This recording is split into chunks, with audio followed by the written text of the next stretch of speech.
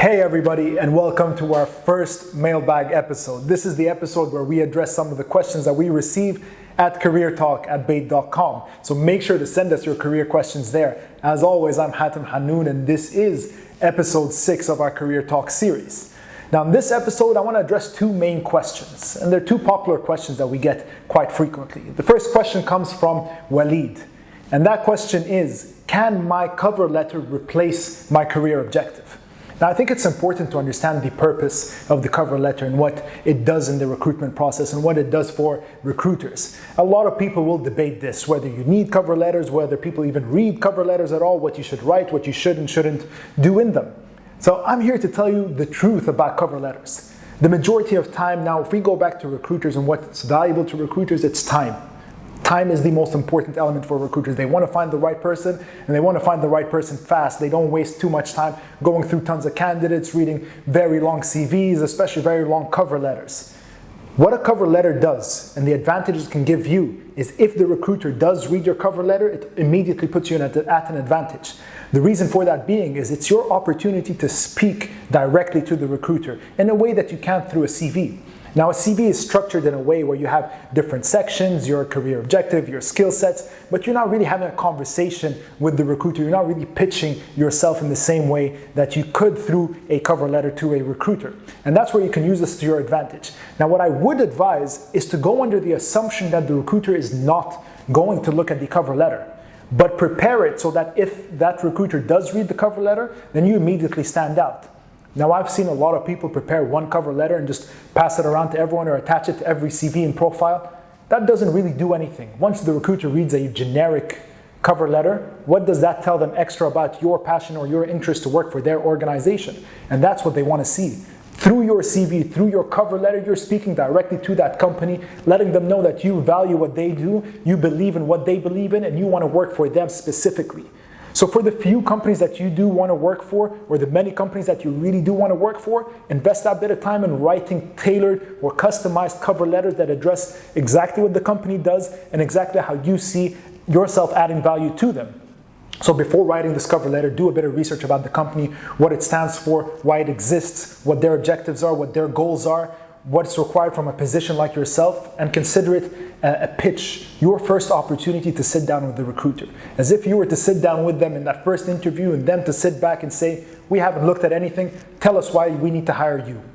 And that's where you go and speak about you knowing what the company does, you believing in what the company does, and how you see yourself fitting into that organization and adding value to that organization. What you can do that makes you stand out from everyone else. So consider it your first opportunity to speak one-to-one with the recruiter, and that's the cover letter. Don't make it too long. Again, they don't have much time. Keep it maximum within a page. Let them know why you want to work for them specifically. So that's the cover letter part. The second question, and I'm going to group a bunch of questions in this one because we hear this phrased in many different ways, but we hear this a lot of the time, whether it's at career fairs, especially through our Career Talk mailbag.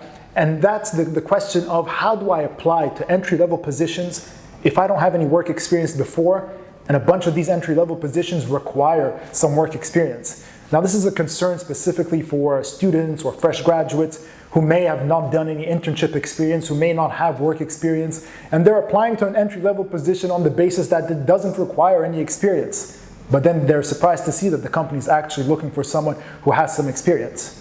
So we need to look at this from the other side, from the company's side. Why are they looking for people with some sort of experience? Now, a lot of what you learn academically through your studies, through your university, is theoretical.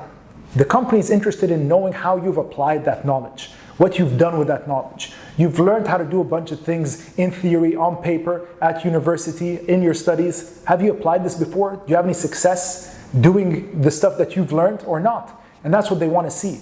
So it's not necessarily internship experience that's required or traditional work experience that's required.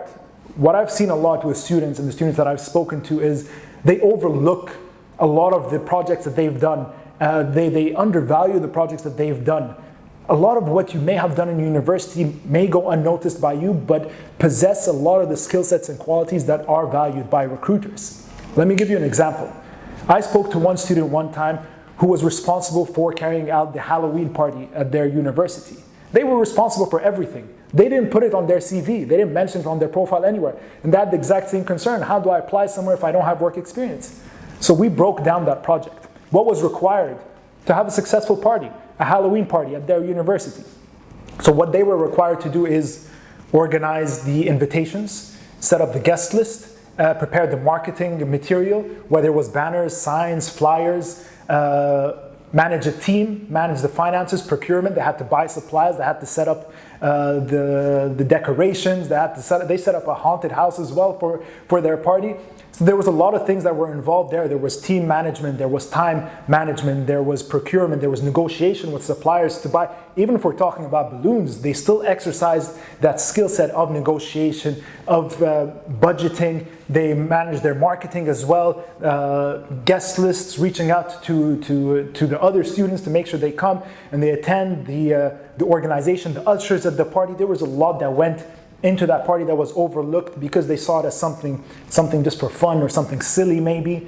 But there's a lot that goes into every project that you do. So I do encourage you students who don't have any work experience and aren't sure how to apply to positions that require some work experience to look back even at the projects that you may think aren't important. What have you actually done in these projects? Did you exhibit any time management skills, any organization, any presentation skills? Did you have to deal with the whole team? Did you have to delegate? Did you have to report to someone? Did you have to oversee a budget of something? Whatever it is, big or small, break it down into its core elements, into the core skills that were required to successfully execute that project. Let's assume it was a sports event. Maybe you organized a tournament for your university, a football tournament. What was required there?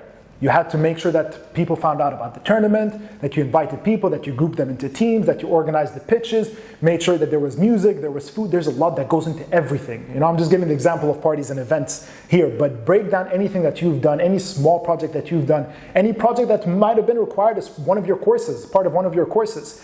Break it down into the core aspects and elements of that project and see what you've done and break it down and write it down as if it were work experience. Approach it in the same way. Of course, make it clear that it was part of your university work or event or what have you. But break it down and write about it in the same way you would work experience. At the end of the day, they want to see you applying your skill sets. And what's important a lot for these employers these days is they are very focused on soft skills. If you go to our research reports, you'll see some of the skills that are most valued by employers. We'll leave a link in the description box below of the research report I'm referring to here. But it will highlight some of the skill sets that employers are struggling to find in the marketplace. And these skill sets are soft skills. It's soft skills regarding critical thinking, time management, interpersonal skills.